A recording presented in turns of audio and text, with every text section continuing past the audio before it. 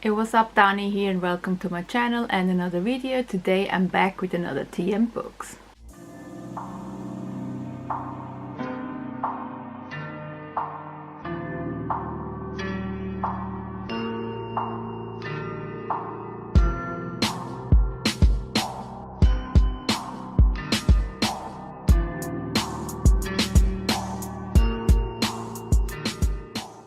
So as you know, my tea and books videos are my wrap-up videos, and my tea today is a green tea with lemon, but it's still hot, so ouch, it hurts. Right, so I haven't done one of these videos in a while and I have quite a few things to wrap up, so I want to do this quickly, and I also don't know how long the battery is still going for this camera, so I have to go quick. So I have 2 comic series, 2 manga series and a novel. So let's start with the manga. The first thing I'm gonna talk about is My Hero Academia Volume 6. I know I'm still way behind on this series, but as you know, it's on my TBR and I'm soon gonna continue because I really feel like I wanna get back into this very soon. I also can't say a lot about this series now or volume because it's already started, but I absolutely adore this series. I am so here for this. The humor is great, the characters are awesome, the action is cool, and I love it. So I can't wait to continue and read all of the volumes I own. I just love Todoroki so fucking much. And this volume in particular was hilarious because of this character. And if you've read the series, you know, but it was just funny and I just love it. The characters are so great. I'm just here for the characters, honestly. This is one of the series where I'm just so in love with the characters, so I don't even really give a shit for the plot, even though I do like the plot, but you know, I'm just here for the characters. And I love them all so much, and yes, I can't wait to continue. And the other series I've read is volume 10 and volume 11 of The Promised Neverland, and oh my god, I'm just like, this series blows my mind every fucking time I'm reading it. It's so good. There's so much stuff happening, there's so many twists and turns I've not seen coming, and it's just so good. Like, honestly, if you're still not reading The Promised Neverland, I don't know what the fuck you're doing, because this series is so good. This is the point where I can't say anymore what's happening, and if you don't know what this is about, I don't know where the hell you've been. But it's very dark, it's mystery, it's awesome characters, it's a lot of twists and it's a lot of twists and cliffhangers, and it's just so damn freaking good. And this arc is awesome, and I can't wait to see where this is going. And honestly, still, if you're not reading The Promised Neverland, go read it. Honestly, you won't regret it. Read it. It's so damn freaking good. Oh, I love it so much. My characters, my children. I feel like a protective and proud mom when I read this, so. Also, if you like female main badass characters, there's one for you. She's freaking dope, just saying, and yes. So, Promised Neverland, so here for this, and I can't wait for a new volume to come out. Hurry the fuck up. Right, and that's for the manga. So the comics I've read is, I actually didn't want to wrap this one up just yet because I still have one more volume to go, but oh well. I've read volume 3 and volume 4 of Grayson, and I have one more volume left of this. I am not feeling it 100%. I love Grayson. Dick Grayson is one of my favorite DC characters ever, and the story is good and everything is great, but I'm just not feeling the DC slash Marvel comics at the moment. That's why I'm reading so little of these. I mean, I haven't picked up a Marvel comic in freaking forever, and this is taking me ages. And yes, it just takes me forever to get through a volume because there's a lot of text, and I just don't know. I'm not into this sort of comic at the moment, so I basically just read this because I have read the first volume for the reading rush as the book I wanted to read last year, and since I started I want to finish it. So I'm gonna read the last volume, but I think I'm taking a break from DC Comics and Marvel Comics for the next time, unplanned time. I don't know when I'm going to read more. I mean, I still have the Rebirth ones here, so I don't know when I'm getting to those, but we will see how I feel. But yeah, I have other priorities, other comics I want to read first. But yeah, definitely going to finish this series up with the last volume.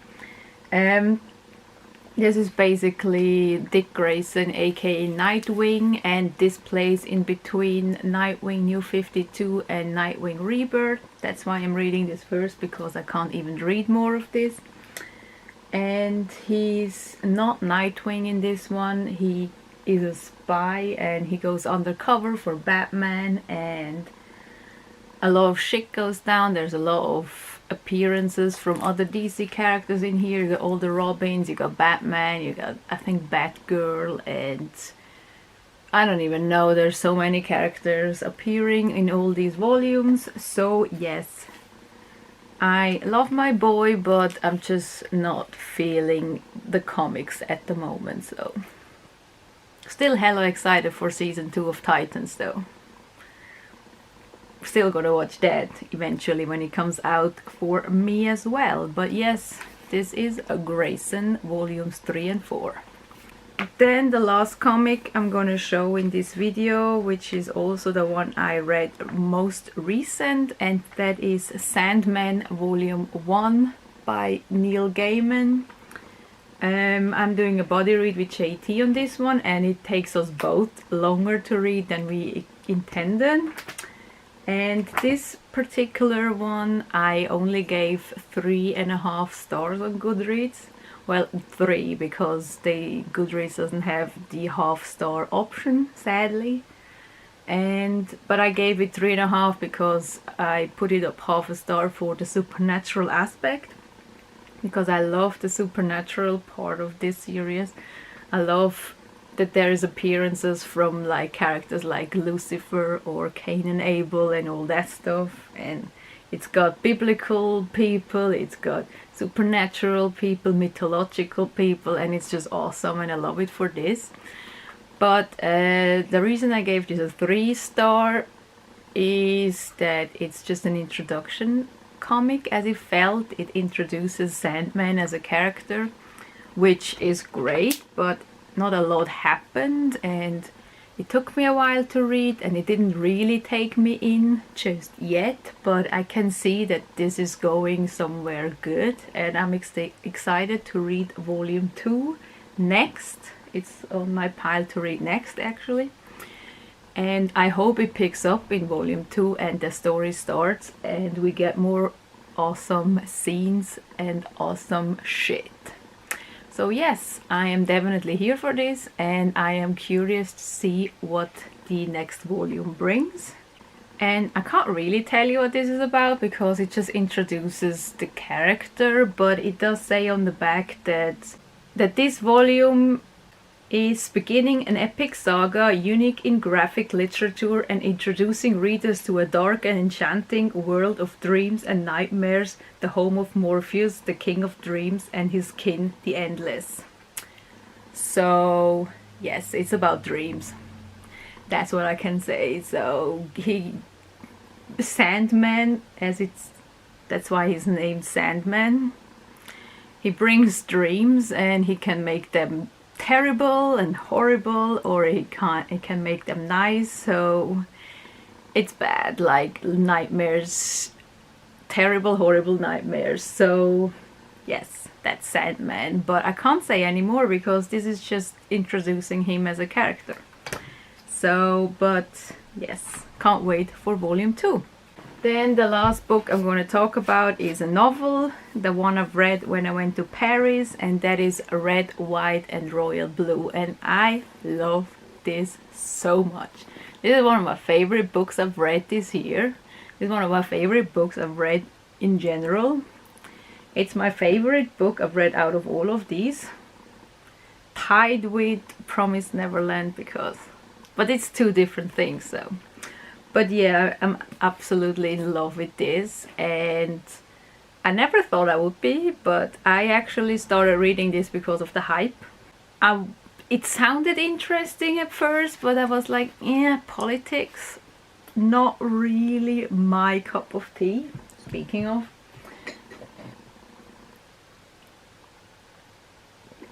But I gave in and I bought this because everyone was fucking loving this, and I was like, I want to know for myself.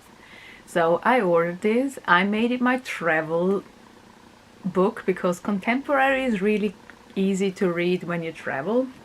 It's not too much to think about and all, and I am in love with these characters. They are so fucking adorable.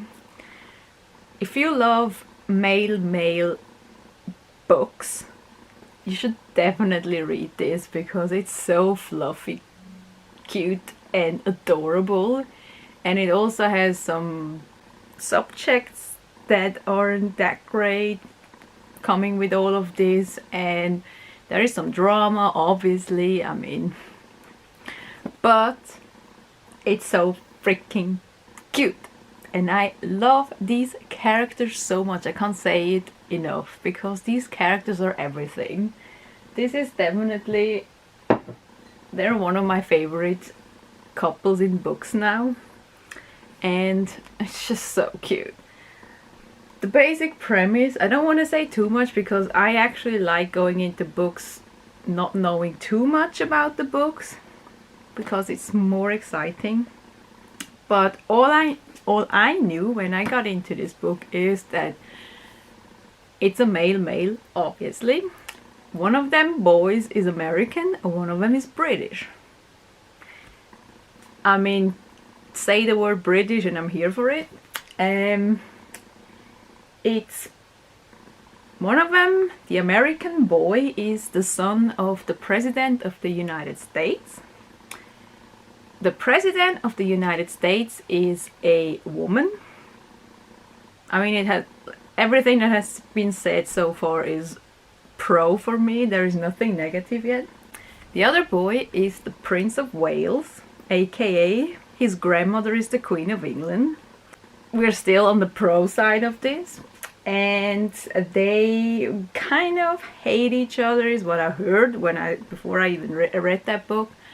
And it's kind of a hate to love thing, and they have to pretend to be friends, and then it just went on from there. I mean, you can guess, but the very good thing I like about this is actually the political thing, and it touches on all the problems it brings for these two characters, because them liking each other is not good for who they are and what they represent. Like the Prince Henry, he can't be gay.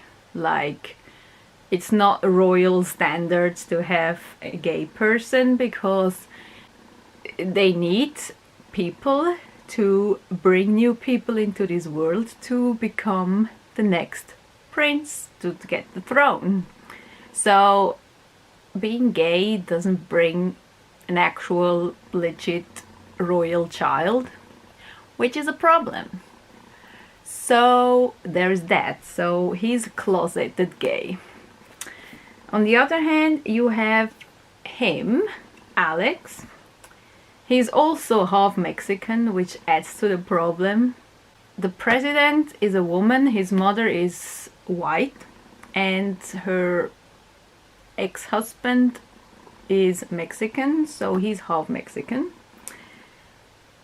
America, Mexican, woman as a president, you know.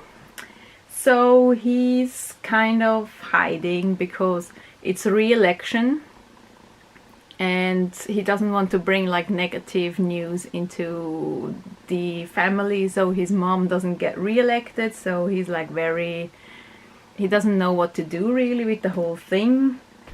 And yes, so that's all I'm going to say about this. What I also like is this is actually true to the time. So the president, like the mother, Alex's mother, became president right after Obama. So instead of Trump, it was the woman. And so it plays in 2020 when it's re-election time, so it is true to the time period we are in right now. So it touches on all the current situation of America with Mexicans, with the royal the royal family and all that. So I just loved it so much. It's super cute. There is drama, obviously. It has amazing side characters. I love every individual freaking side character in here. Just so good. Like, honestly, do me a favor, if you like novels, if you like male novels, read this. Read it. The hype is real, just saying. But yeah, this is all I've read recently. And yes, I thought it was time to do an update. So here is what I've been reading lately. So yeah, I'm definitely excited to go back into my hero. I'm gonna finish Grayson, I'm gonna continue Sandman, and I have to finish Nevernight, so my next plans. But yes, this is what I've been reading, and this is this video. Let me know what you've been reading lately, and thanks for watching, and I will see you in my next video. Bye! What we do here is go back.